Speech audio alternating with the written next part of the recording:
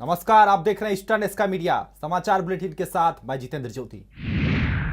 अरुणाचल प्रदेश की क्षेत्रीय party People's Party of Arunachal से 5 विधायक शुक्रवार को कांग्रेस में शामिल हो गए।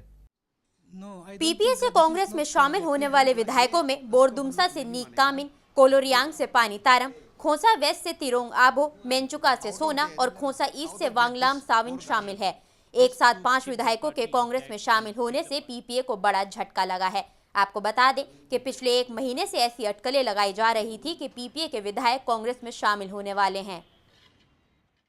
मणिपुर के इम्फाल याइरीपोक रोड पर लाइरेनमपंत प्लेग्राउंड के अधिग्रहण के विरोध में शुक्रवार को बुलाए गए 12 घंटे के बंद से जनजीवन पूरी तरह से अस्त व्यस्त रहा। मणिपुर सरकार ने विद्युत विभाग और पीडब्ल्यूडी के लिए एक गोदाम के निर्माण के लिए लाइरेनपंत प्लेग्राउंड पर कब्जा कर लिया है, जिसके विरोध में याइरीपोक जिले के लोगों ने शुक्रवार को 12 घंटे का बंद बुलाया। विरोध कर रहे लोगों का ये कहना है कि मुख्यमंत्री ओकराम इबोबी सिंह और विधायक अमीन शाह के इशारे पर ही मैदान पर गोदाम बनाया जा रहा है।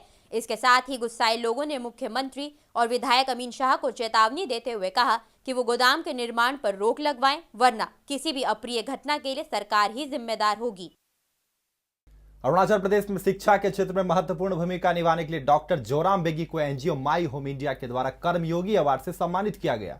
बुधवार को दिल्ली के कॉन्स्टिट्यूशनल क्लब में आयोजित एक समारोह के दौरान आरएसएस कार्यवाहक सुरेश भैयाजी जोशी ने डॉक्टर बेगी को सम्मानित किया। अवार्ड समारोह में एचआरडी मिनिस्टर स्मृति ईरानी भी कार्यक्रम में मुख्य अतिथि के रूप में मौजूद थी। डॉक्टर जोराम बेगी अरुणाचल प्रदेश सरकार में उच्च और तकनीकी शिक्षा के डायरेक्टर हैं। अवार्ड पर खुशी जाहिर करते हुए बेगी ने बताया कि अरुणाचल प्रदेश में शिक्षा को अलग स्तर पर ले जाने के लिए कई महत्वपूर्ण कदम उठाए जा रहे हैं। उन्होंने बताया कि इसके लिए हाल ही में प्रदेश सरकार ने रूस हाइड्रो और गूगल से टाई अप किया है। सुरेश भैयाजी जोशी ने कार्यक्रम की सराहना करते हुए कहा कि ऐसे कार्यक्रम नॉर्थ ईस्ट के लोगों को पहचान दिलाने में महत्वपूर्ण भूमिका निभाते हैं। समारोह में कई और लोगों को भी सम्मानित किया गया था। एचआरडी मिनिस्टर स्मृति ईरानी और एनजीओ के सह संस्थापक सुनील श्रीधर ने भी सभी पुरस्कार विजेताओं की प्रशंसा करते हुए उन्हें आगे बढ़ने के लिए प्रोत्साहित किया। वापसी के मुद्दे पर बड़ा विवाद चल रहा है। ये कार्यक्रम वही उस समय का जी, इस कार्यक्रम में ले आया हूँ। इस समय में यहाँ उसके बारे में कुछ नहीं कहूँगा। अन्य कोई विषय नहीं, आप हमको नहीं लगता है नाराज है, ऐसा हमको नहीं लगता है। धन्यवाद धन्यवाद धन्यवाद। Sorry very sorry.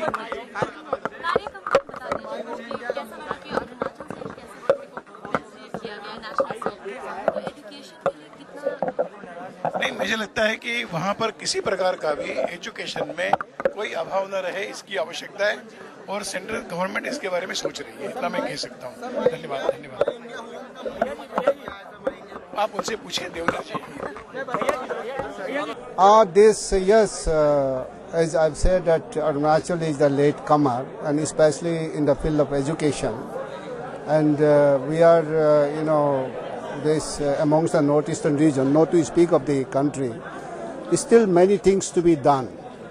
And we, especially in the higher education, we do not have professional or technical, institutions like engineering college or medical colleges. This we need to do. Even in the general higher education, lot many is to be done. So do you think, getting this award on a national platform will help spread that message abroad that there is need for these technical Yeah, and the this central government will look into it? Yeah, I'm happy that this, Cabinet Minister Srimati Smriti Irani ji, the Human Resource Development Minister herself was here, and I think through this platform we'd be able to focus the need of education in Arunachal Pradesh particularly and in northeastern region as a whole. And more importantly, that sometime, northeastern region is not properly being focused to the other parts of India. So I think My Home India has started a very good initiative, and this will, do away many of the misgivings that northeastern region is, synonym of backwardness or insurgency or that. But the people of northeastern region is also keen to do many things for the country. Tripura के गोमती जिला स्थित त्रिपुरेश्वरी मंदिर के कल्याण झील में पाए जाने वाले दुर्लभ कछुओं के संरक्षण के सिलसिले में शुक्रवार को एनजीओ सुप्रीम कमांडर के प्रतिनिधियों ने राज्य के गवर्नर पीवी आचार्य से मुलाकात की। सुप्रीम कमांड के प्रेसिडेंट प्रसेनजीत चक्रवर्ती ने पीवी आचार्य से अनुरोध किया कि वो कछुओं के संरक्षण के लिए कुछ सकारात्मक कदम उठाएं। उन्होंने कहा कि दुनिया में इन जीवों की संख्या लगातार खत्म होती जा रही है, लिहाजा राज्य में पाए जाने वाली दुर्लभ प्रजातियों को संरक्षित रखना जरूरी हो गया है। वहीं राज्यपाल ने उन्हें आश्वासन देते हुए गोमती जिले की डीएम को इस मसले पर काम करने के निर्देश भी दिए हैं। 15वीं सदी में मंदिर के निर्माण के बाद से ही कल्याण सागर झील यहां बनी हुई है। इस झील को कछुओं के निवास का प्राकृतिक स्थान माना जाता है, लेकिन श्रद्धालुओं के द्वारा झील में आस्था के नाम पर फूल चावल फेंके जाने से यहां गंदगी फैल गई है, जो कछुओं की मौत का कारण बन रही है। अरुणाचल प्रदेश में एक फिल्म इंस्टीट्यूट स्थापित करने के मकसद से शुक्रवार को फिल्म डायरेक्टर संजय पटनायक और सत्यजीत फिल्म और टेलीविजन इंस्टीट्यूट कोलकाता के प्रोफेसर पंकज सील ने ईटानगर का दौरा किया। इस दौरान सूचना और जनसंपर्क विभाग के संसदीय सचिव बामंग फेलिक्स ने उनका स्वागत करते हुए एक कार्यक्रम का आयोजन किया, जिसमें जनसंपर्क विभाग के अधिकारियों ने प्रदेश में स्थानीय भाषाओं में फिल्म निर्माण को लेकर अपने विचार संजय पटनायक के सामने रखे। वहीं कोलकाता से आए प्रतिनिधियों ने भी प्रदेश के लोगों में फिल्मों के प्रति उत्साह को लेकर खुशी जाहिर की। साथ ही उन्होंने कहा कि राज्य फिल्म निर्माण के लिए काफी समृद्ध है। You can have, MA in literature, but you cannot make a writer. You cannot make a director. You cannot make anything like any creative faculty. You have to learn on your own.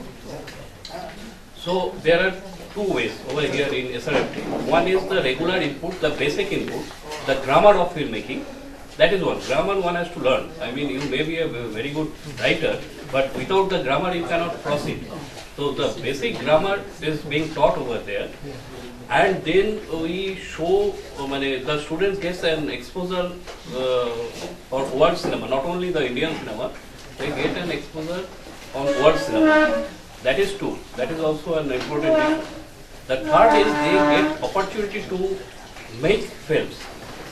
So by in the process of making films, they learn a lot. So there are three issues. One is the basic grammar which we teach.